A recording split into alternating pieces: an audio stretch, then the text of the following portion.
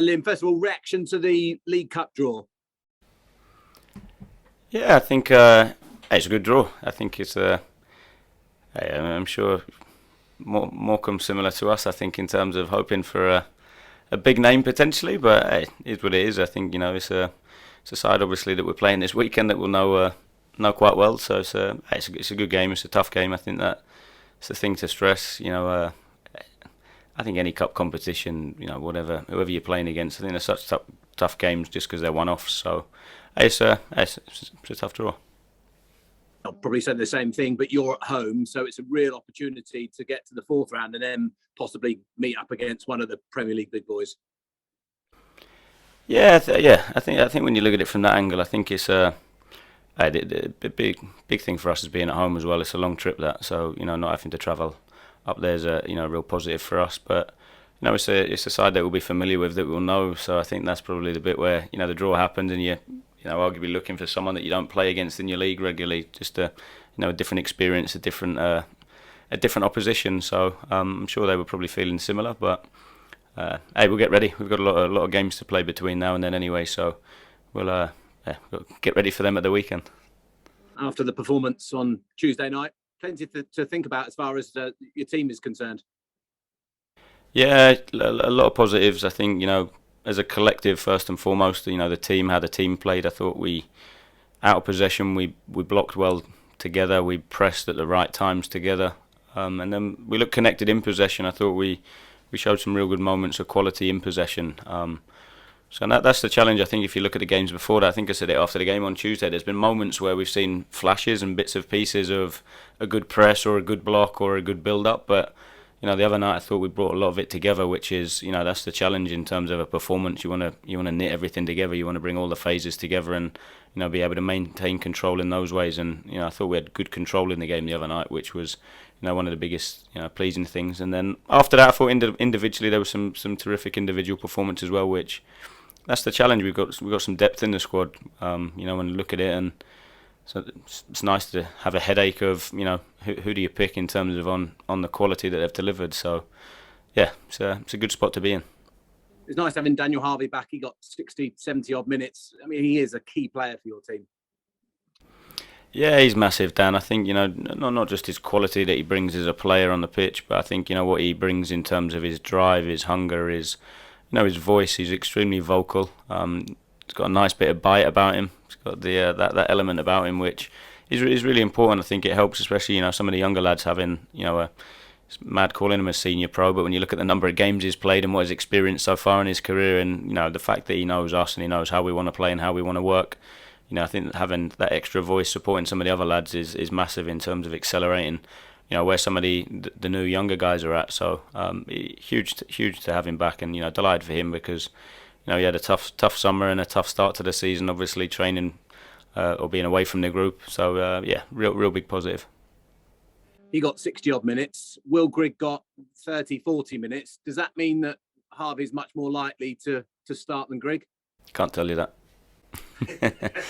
No, I think it's one of those. I think it was just a case of obviously the dates they've come back at, and the challenge we found is obviously we've not had any team training sessions really because of the volume of games. So to actually accelerate some of their conditioning or some of their football fitness has been tough when you're training with a group of 10, 12 all the time. So yeah, it's one of those. They're both fit. They're both available for selection. They're both in a position where they can contribute what's needed. So. Yeah, it's a big positive, I think, for the group having two senior players with the quality they've got back in the group. Good to have that experience, and yet the youngsters did really well the other night, didn't they?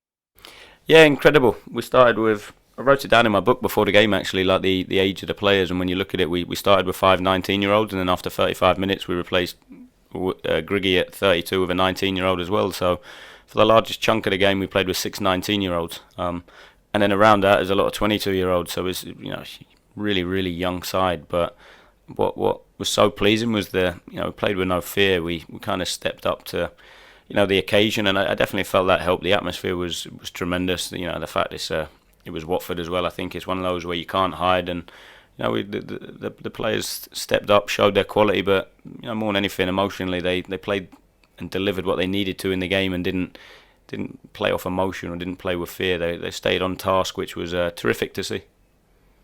Matt Dennis scored his first goal, which is great for him to get off the mark, and yet his all-round performance was really good as well when he came on.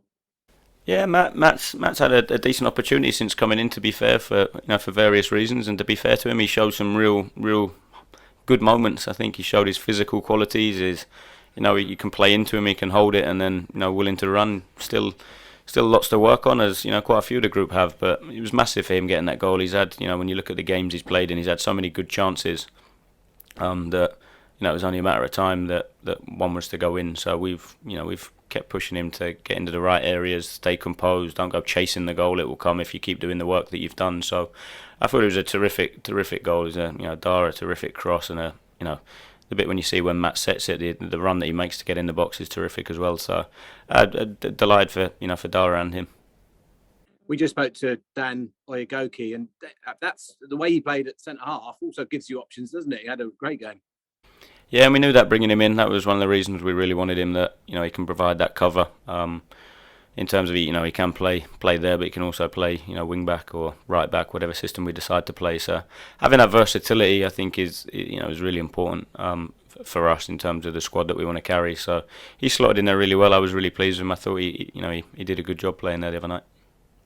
He just said to us, I quite liked it. He said, "I'm a young player, but when I'm out on the pitch, I don't want to be viewed as a young player." I thought that was a nice line. Yeah, no, definitely. I think he's an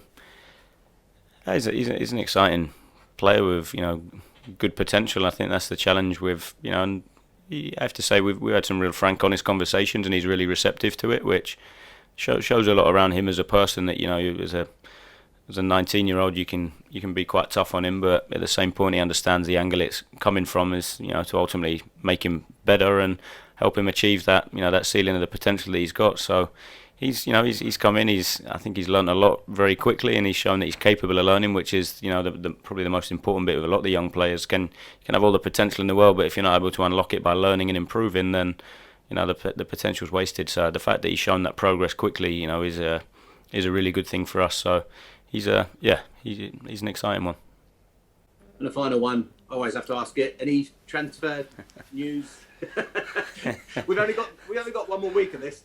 Only one more week. We're still working hard. I think that's all I can really say, to be honest. Nothing majorly different to last time we spoke. We're working really hard behind the scenes on, there's not going to be major changes, major additions, but we are working really hard. I think it's a tough market, to be totally honest. I think, a year after COVID, you see a lot of clubs that, might have had their salary they can pay capped due to obviously, the financial implications of COVID. That's gone now. So, when you see what some of the clubs out there are spending and the wages that are on offer, it's a really tough market to to get the right profile.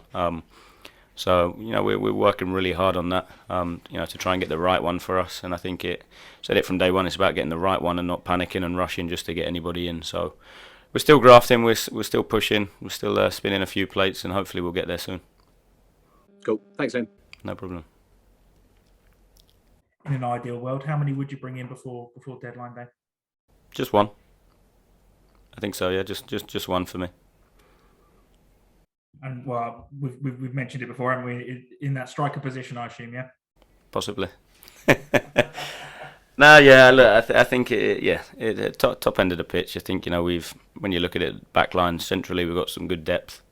I think the top end of the pitch, the competition that we need there, and just the difference in profile with Mo being out injured for a while. I think that having the depth there and having you have to look at the goal contributions we lost in the January window and the summer window. It's a huge number of goals that have obviously left the team. So bringing in somebody else that can contribute to that and kind of share the burden across the players we've got as well. There's a big expectation on them to step up and deliver. But having an additional player to support and help do that, in a different profile to what we've got, will definitely be a big thing. And given that it is only one more that you want, and pretty much all of your business was done before a ball was kicked, when the season got underway, I mean, it must make you think, well, okay, that's the way to do it next summer. Get everything done before the season starts.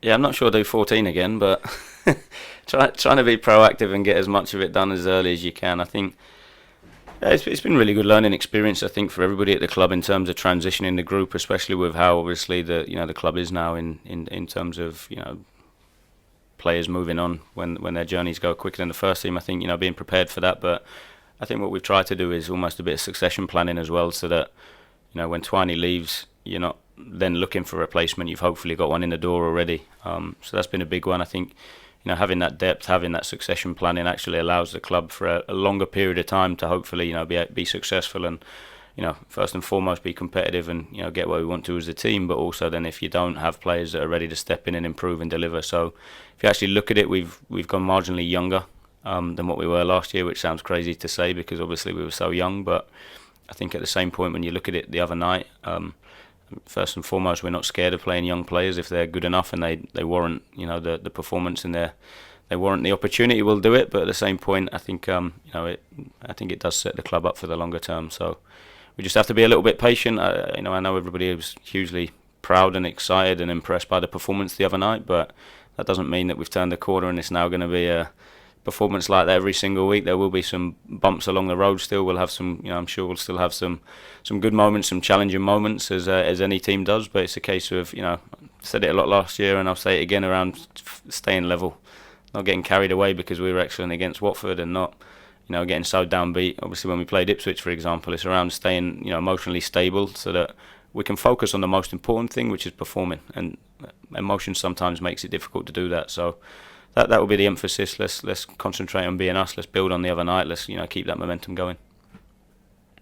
And you say that just as I'm about to ask you about arguably one of your best performances last season was up at Morecambe, wasn't it? And I think that was one of the first times as well. I think we really saw your MK Dons side come together and piece it all together in the right way. Yeah, it's freezing that day. I remember it was really cold. It was. I actually remember we started the game slow. I remember Harry was being really Harry had a slow start to the game, and then we produced some moments of real quality. Mo's goal at the start was excellent, and I remember obviously the quick free kick second half as well was one that sticks in my mind. So it was a good performance, but going up there that's gone. That's in the past. Obviously they've had a change in manager since with obviously Derek going there, and then we're a new team as well, so it's a completely different game. Of course, they'll be looking for their first win. Is it you don't want to say, when we mentioned it last week, you're not necessarily desperate to win in particular, but you're desperate to win every game. Is that something that's going to be in the back of your minds, knowing that they'll be so desperate to get points on the board? Yeah, I think you get it every single game in League One, to be totally honest. I think everyone goes in now flat out. I don't remember too many games where you go into it and go and they're not really desperate to win. I think, every single game that we go into, us and the opposition is, it's a real tough game, and I expect that exactly the same. They'll be well coached, they'll be well organised. I think that's the big thing now that you do see. They'll be compact. They won't give up space. They'll be aggressive. They'll have moments of quality, I'm sure, themselves as well, and they'll carry a threat. So, as the biggest thing then just shifts back for me onto us. Control our levels, control what we can. Control our behaviours, control our quality, control how connected we are as a team in all phases of the game, and that has to be the emphasis. If we get them right, the outcome will then take care of itself, hopefully. So obsess on the performance rather than the outcome. Well, I hope it's warmer this time as well. Yeah, me too. Cheers, mate. Liam, speaking of the young players in your team, Dawson Devoy and Darragh Burns particularly impressed against Watford. Now that they've kind of settled into their new environment, they must be knocking on the door for more opportunities. Yeah, they've been terrific since they came in, I have to say. In terms of, neither have probably had the minutes that they wanted to, but I think what they've joined, and I think they're quite clear in terms of what they've joined, is an opportunity for them to really develop and transition here whilst playing in a hugely competitive league. So I've been really pleased with the two of them since they came in. The move away from home is one thing for both of them. So being able to, they've had some cooking lessons, for example, since they've been here, which I think trying to support them with that transition is really important to get as much in place for them to have everything right around the football, so all their energy can go into playing. So they've been terrific. They're obviously quite close, to two of them, which helps, I think, with that as well. level in training, to be fair, has been good from both of them. And then they have to do what they did the other night to give me the headache, which isn't what we know they're capable of. We brought them here because we're excited by them, and we know they've got really good potential. And it's now, are they able to shift that into performances consistently in League One, which, as you've seen even just in this first month, how relentless the league is, how demanding it is physically, how competitive it is. Having 9 games in a month, is crazy, to be fair. So it was a terrific performance from the two of them the other night. I thought they both did really well, so I was really pleased with a lot of aspects. It must be helpful for them having the likes of Conor Grant and Warren O'Hora, both obviously from Ireland, have experienced the move over to England and a bunch of games in this league and in England under their belt, helping them settle in as well. Yeah, definitely. I think the makeup of the squad helps as well. Obviously, the Irish connection helps, but at the same point, we're a young group in general, so there'll be a lot for them to, a lot of stuff they'll have in common with some of the other lads as well. So I think that's really important. Is everybody's connected, the lads have welcomed them. But I think first and foremost, the two lads have come in the changing room, and how they are as people, the respect they show, how hard they work, the behaviours they show, that allows them to integrate and settle into the group quickly. So credit to the two boys. It's now on them, but it's also on the staff now to keep pushing them and keep challenging them to improve. Cheers, Liam. Thanks. Cheers. Hi, Liam. Liam, the last time I spoke to you, you had another Irish player there on loan. We're talking about Troy Parrott, and obviously in the 43 games, he scored 9 goals for you and 6 assists. Is that something for Dara to aspire to, or have you talked about short-term goals or long-term goals for Dara, or is not much the pressure on him, obviously what Troy delivered for you last year? Yeah, I don't want to compare goals, etc. to Troy, because he's at a different stage and he's a different player to Troy completely. So he's got his goals. He has his own plan that we've sat down and we've gone through in terms of, what does that look like in the next 3 months, the next 6 months between now and the end of the season, and then that lives continuously day to day in terms of what we're trying to get out of him. Of course, he'll want to have high goal contributions, high match minutes, which is what all of the lads want. And then for me, it's how does he do that? How does he actually contribute in games like he did the other day? And that there's no secret to it. It's hard work and it's studying the game and understanding how you get success. So, of course, we'll be leaning on him. We want him to have an impact in top third of the pitch. But there's a lot of other areas of the game as well, which, Troy, if you looked at his work ethic and his defensive job, that arguably was important for the team last year as the goal contribution. So there's a huge element on that side as well, the defensive side, which doesn't get a lot of coverage, doesn't get a lot of data, doesn't get a lot of stats thrown out about it. But when you talk around the work ethic of our front players is pivotal to us being successful. So there's so many areas of the game, that strengths that Dara brings, but also areas that we need to work on as well. And I suppose, Liam, you've delved into the Irish market, buying players from the Electricity League in Ireland, the likes of Dara Burns, Dawson Devi. Was that when did they come on your radar in terms of, was you actively looking in Ireland in terms of looking for players within the top division of Ireland that you felt that could make the step up to English football?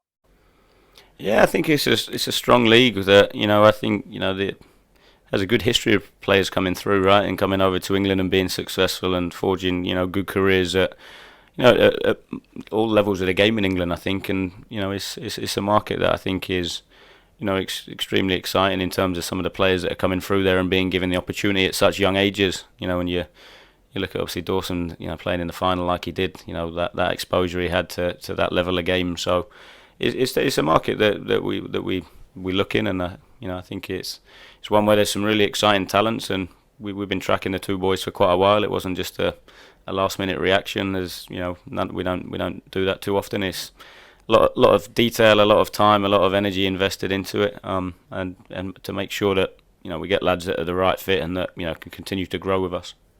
And I suppose, Liam, going back to the league table, I suppose, last 2 games, 4 points after a rocky start. But it can be said your opponents, Morecambe, are unlucky as well not to have registered a win in their 5 games. They have 3 draws as well. So they're probably in a false position like yourselves in the league. But it's all about moving up the table for both clubs. Yeah, tough game. Really, really tough game, I think.